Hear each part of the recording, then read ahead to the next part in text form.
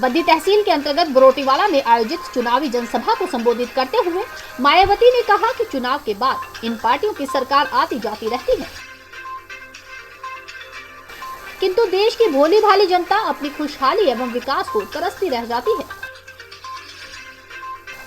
अतः दुख दुर्भाग्यपूर्ण है। इसमें बेहतर निदान के लिए बीजेपी के रूप में उन्हें नए विकल्प को एक बार जरूर आजमाना चाहिए। उन्होंने कहा कि हिमाचल प्रदेश में बहादुर नौजवानों की यूपी, पंजाब और हरियाणा आदि राज्यों की तरह ही बड़े पैमाने पर सेना में भर्ती होने की गौरवशाली परंपरा का लेखन करते हुए उन्होंने कहा कि उनकी वह अच्छी व पुरानी परंपरा से न अस्थायी अग्निवीर भर्ती योजना के बावजूद भी देश हित में जरूर जारी रहेगी। हालांकि लोगों की भावना के अनुकूल व सेवा के अपने हित में भी केंद्र को अपनी नई भर्ती योजना पर फिर से सोच विचार करना चाहिए। पाल जी, माननीय बहन जी को सम्मान में बहुजन समाज पार्टी दबाकर इन्हें भारी वोटों के अंतर से जरूर जिताना है। अच्छा आने का हर संभव पूरा प्रयास उन्हें अपनी पार्टी के उम्मीदवारों को यहाँ प्राइवेट सेक्टर के जरिए ही देश के बड़े बड़े पूंजीपतियों व धन्ना सेठों आदि को ही दिए जा रहे हैं, जिसके कारण अब पूरे देश में इन वर्गों के लोगों को आरक्षण का बहुत कम ही लाभ मिल पा रहा है। इसके साथ साथ यहाँ मैं अन्य पिछड़े वर्गों के लोगों को भी ये बताना चाहती हूँ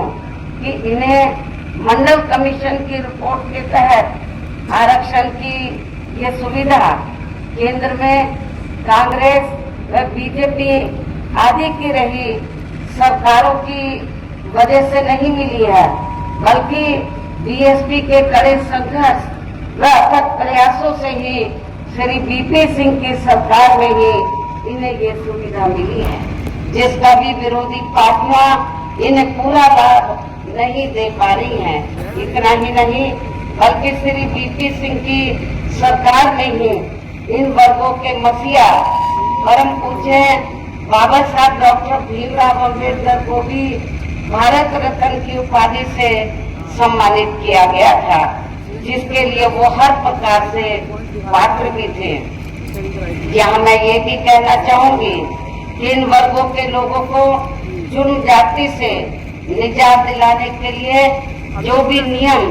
व कानून आदि बने हैं, तो उन पर भी अब केंद्र व राज्यों की सरकारें सही से अमल नहीं कर पा रही हैं, जिससे अब यहाँ विशेषकर दलितों व आदिवासियों के ऊपर शोषण करने वालों का मनोबल और भी ज्यादा बढ़ रहा है। और ये सब हमें यहाँ आपके हिमाचल प्रदेश में भी काफी कुछ देखने के लिए मिल रहा है। इसी प्रकार हमें पूरे देश में मुस्लिम व अन्य धार्मिक अल्पसंख्यक समाज के लोगों की भी हालत कोई खास अच्छी नजर नहीं आती है, जिसका काफी कुछ खुलासा केंद्र सरकार की सच्चर कमेटी की रिपोर्ट में भी किया गया है। इसके साथ साथ इन वर्गों के साथ साथ अपर कास्ट समाज में से खासकर गरीब लोगों की भी हालत अभी भी पूरे देश में काफी ज्यादा खराब व दयनीय बनी हुई है। इनके अलावा संबंध में ये कहना चाहूंगी कि हमारी पार्टी ये चुनाव आपके हिमाचल प्रदेश की लगभग सभी विधानसभा की सीटों पर अकेले अपने बलबूते पर ही अथक प्रयासों से भारतीय संविधान के तहत मिले अधिकारों में से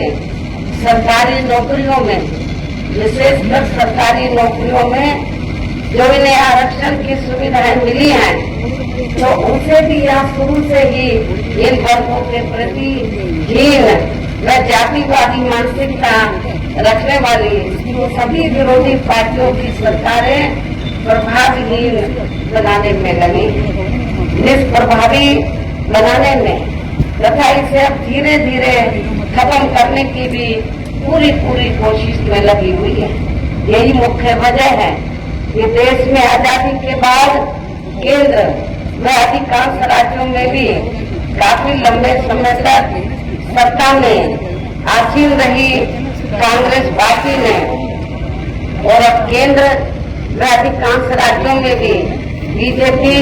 व अन्य विरोधी पार्टियों की भी रही सरकारों ने इनका आरक्षण का कोटा अभी तक भी पूरा नहीं किया।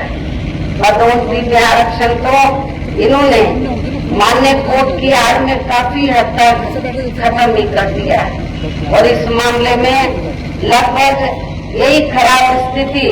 हमें यहाँ के हिमाचल प्रदेश में भी देखने के लिए मिल रही है।